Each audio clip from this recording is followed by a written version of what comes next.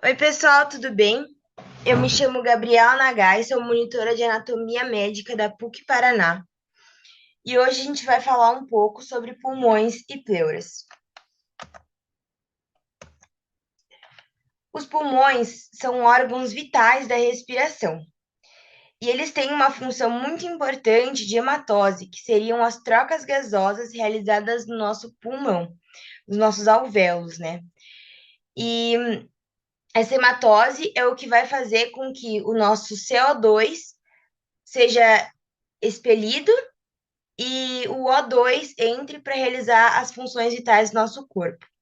E aqui eu trouxe uma imagem para a gente relembrar sobre a circulação sistêmica e a circulação pulmonar, né? Que são coisas diferentes. A circulação pulmonar, ela começa no ventrículo direito, saindo do coração pela artéria pulmonar. O conteúdo da artéria pulmonar é de sangue venoso, ou seja, rico em CO2. Na circulação pulmonar, esse CO2 é liberado e o O2 entra na circulação através da hematose e retorna ao coração exatamente no átrio esquerdo através das veias pulmonares.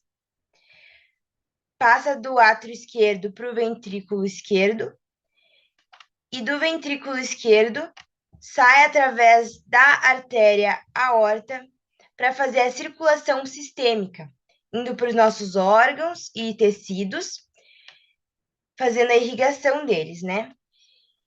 Então, quando o nosso sangue ele começa a ficar cheio de CO2 e com pouco O2, eles vão retornar para o nosso coração, exatamente para o átrio direito, através das veias e vênulas, né?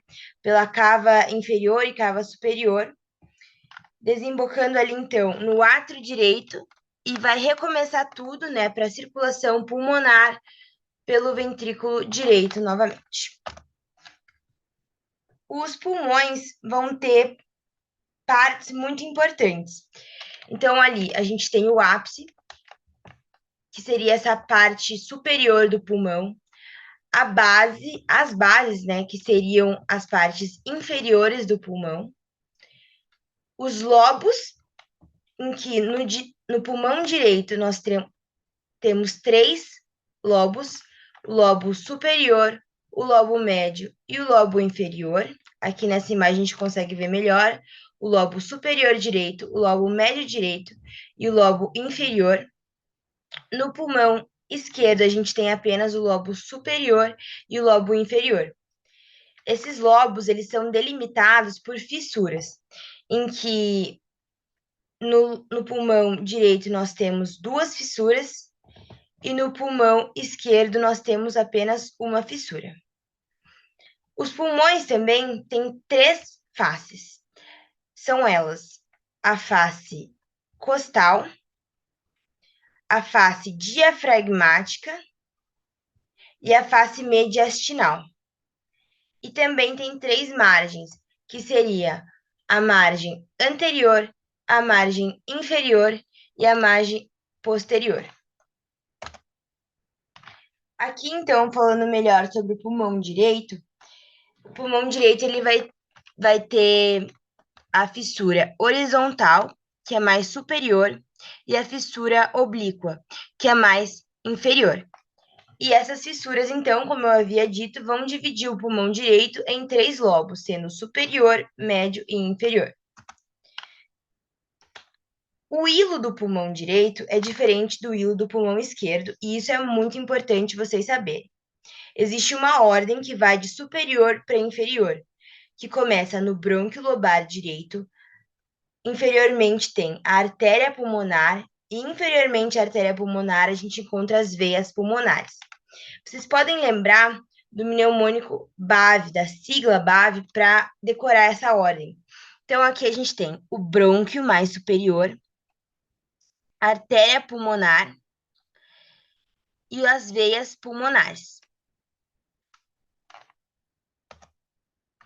Agora, falando então sobre o pulmão esquerdo, ele vai ter uma fissura única, como eu já havia dito, que é a fissura oblíqua. E ela vai dividir o pulmão direito em lobo superior e lobo inferior. No lobo superior, a gente encontra estruturas muito importantes. Então, na margem anterior do nosso pulmão, a gente encontra a incisura cardíaca. É ali onde vai estar alojado o nosso coração. E ainda, no lobo superior, a gente encontra essa estrutura muito importante que fica muito visível na prática, que é a língula. O pulmão esquerdo vai ter uma ordem diferente, como eu havia dito. A ordem dele vai ser artéria pulmonar, inferiormente o brônquio lobar esquerdo e inferiormente as veias pulmonares. Aqui existe um mnemônico que a gente fala, que é o Ambev. Então, como a gente tinha falado, artéria pulmonar, brônquio lobar esquerdo e veias pulmonares. Aqui é importante a gente se atentar a não ficar muito preso às cores, né? Porque muitas vezes a gente encontra a artéria azul, a veia vermelha, isso vai variar de desenho para desenho. Então, o que eu quero reforçar aqui com vocês é que vocês decorem essa ordem, tanto do pulmão direito quanto do pulmão esquerdo, porque às vezes vocês podem ver uma imagem que vai mudar a cor e vocês não podem se confundir em relação a isso, tá bom? Agora, falando sobre inervação dos pulmões, as fibras simpáticas vão ser responsáveis por fazer a broncodilatação, a vasoconstrição e a inibição da secreção glandular. E as fibras parasimpáticas, que vêm lá do nosso 10º paracraniano, nervo vago, elas vão fazer a broncoconstrição, a vasodilatação e o estímulo glandular secretomotor. E as fibras sensitivas aferentes vão ser responsáveis pelo reflexo da tosse, recepção do estiramento, pressão sanguínea, quimiorrecepção e nocicepção. A vascularização dos pulmões é feita pela circulação pulmonar e pela circulação sistêmica. Na circulação pulmonar, a gente tem as artérias pulmonares, as artérias lobares secundárias e artérias segmentares terciárias. Já na circulação sistêmica, nós temos as artérias bronquiais, sendo 2 artérias bronquiais esquerdas e uma artéria única direita. As artérias bronquiais esquerdas, elas se originam diretamente da aorta torácica. Já a artéria direita, ela pode ter a origem na artéria torácica também, mas ela pode ser originada da artérias intercostais posteriores superiores ou também de um tronco comum com a artéria bronquial superior esquerda.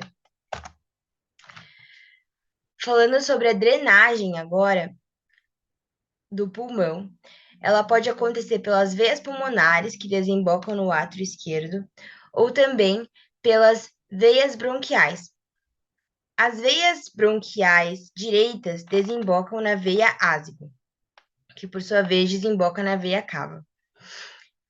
Já as veias bronquiais esquerdas vão drenar para a veia hemiásico acessória ou também para a veia intercostal superior esquerda. As veias bronquiais também recebem sangue das veias esofágicas. Agora, então, falando um pouquinho sobre as pleuras, o Moore traz como definição que cada cavidade pulmonar é revestida por uma pleura, que também se reflete e cobre a face externa dos pulmões que ocupam as cavidades. Aqui vamos lembrar que a gente tem a nossa caixa torácica, delimitada pelos arcos costais, pela coluna vertebral e pelo diafragma. Essa cavidade torácica é dividida em mediastino no centro e 2 cavidades pulmonares. Essas cavidades pulmonares, então, vão ser revestidas por uma pleura, que também se reflete e reveste a face externa dos pulmões. Então, aqui outra imagem do Moore também, que vai mostrar exatamente isso. Uma pleura que está em contato com a cavidade pulmonar. Chegando ali no hilo pulmonar, ela se reflete e reveste a parte externa dos pulmões. Aqui a gente tem uma imagem mostrando um pulmão em expiração, desse lado, em que durante a expiração, a parte externa da pleura fica em contato com a cavidade pulmonar. E a parte interna, a pleura que fica na parte interna, ela acompanha o pulmão durante a expiração, que ele encolhe e essa pleura também encolhe junto. Cada uma dessas pleuras tem um nome, eu vou falar aqui para vocês, depois a gente vai repassar isso. A pleura que fica na cavidade pulmonar, ali encostada na parede torácica, ela se chama pleura parietal. Parietal, vocês sabem, vem de parede. E a pleura que fica em contato com a face externa do pulmão é chamada de pleura visceral. E uma analogia que o Moore traz para a gente também é que essas pleuras seriam como um balão cheio de ar em que você tenta pressionar o seu punho contra esse balão cheio de ar, como mostra nessa imagem. A parte do balão que vai estar em contato com o seu punho seria a pleura visceral. E a parte que não está em contato com o seu punho é a pleura parietal. Então, a pleura visceral, como eu falei para vocês, ela fica posta ao pulmão e aderida a todas as suas superfícies, inclusive nas fissuras pulmonares. Já a pleura parietal, ela reveste as cavidades pulmonares e ela é mais espessa. E também pode ser dividida em costal, mediastinal e diafragmática. Aqui essa foto vai mostrar então a pleura parietal, exteriormente a pleura visceral, que está em contato logo com o nosso pulmão. Aqui outra imagem que vai mostrar a pleura parietal nesse caso. Essa parte superior da pleura parietal se chama cúpula. Aqui mostrando a pleura parietal em contato com a cavidade pulmonar. E ali dentro, aqui seria o hilo do pulmão. E essa junção aqui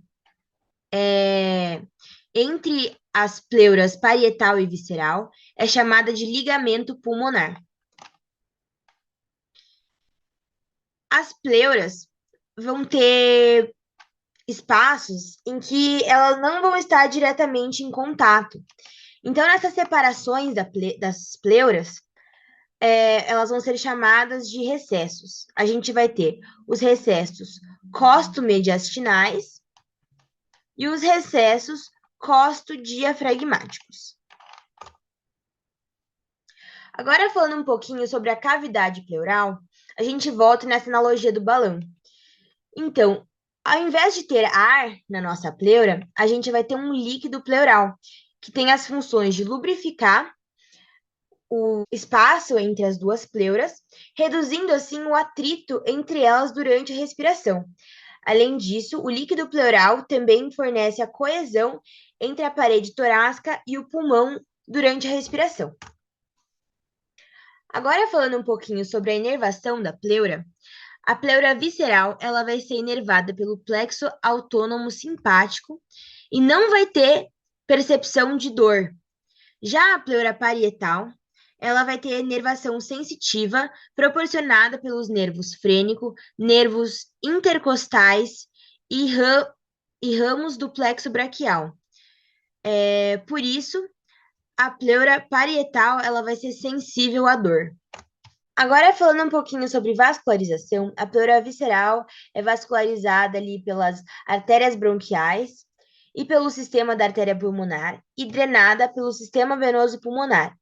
Já a pleura parietal, ela é irrigada pela artéria torácica interna e arcos intercostais e é drenada pela veia cava ou pelas veias peribrônquicas. Por último, eu trouxe aqui algumas correlações clínicas em que esse espaço entre as pleuras, muitas vezes, por diversas doenças ou por diversas condições clínicas, esse espaço pode ser preenchido por líquidos ou inclusive por ar. Quando preenchido por ar, vai se dar o nome de pneumotórax. Quando preenchido por água, hidrotórax. Quando preenchido por sangue, hemotórax. E quando preenchido por sangue e por ar, se chama hemopneumotórax. E aí que a gente consegue ver um hidrotórax, em que a gente percebe uma área de hiperdensidade do pulmão. E aqui, muito interessante essa imagem, que está mostrando um hemopneumotórax, em que a gente enxerga que formou-se um nível hidroaéreo, como se fosse uma garrafa de água meio vazia.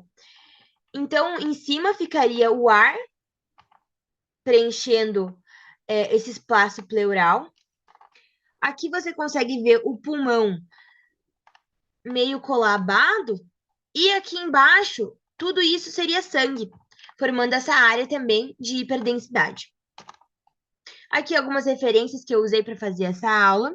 Espero que vocês tenham entendido. Qualquer dúvida, podem vir falar com a gente da monitoria e desejo a vocês ótimos estudos.